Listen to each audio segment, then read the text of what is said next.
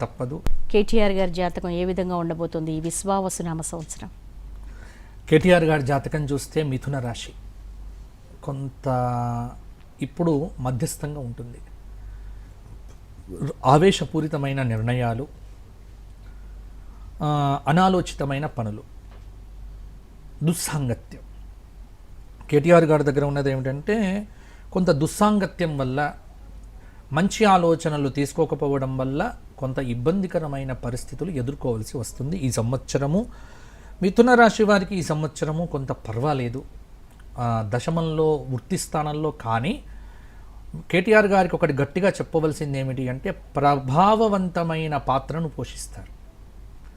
చాలా ప్రతికూలతలను అధిగమించి ఈ సంవత్సరం ముందుకెళ్తాడు.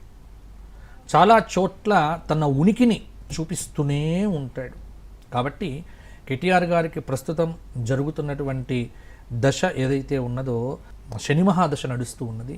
శని మహాదశ కొంత యోగంగానే ఉన్నది. కేటీఆర్ గారు తగు జాగ్రత్తలు తీసుకోవాలి. వాక్స్థానం కొంత ఇబ్బందిగా ఉంటుంది.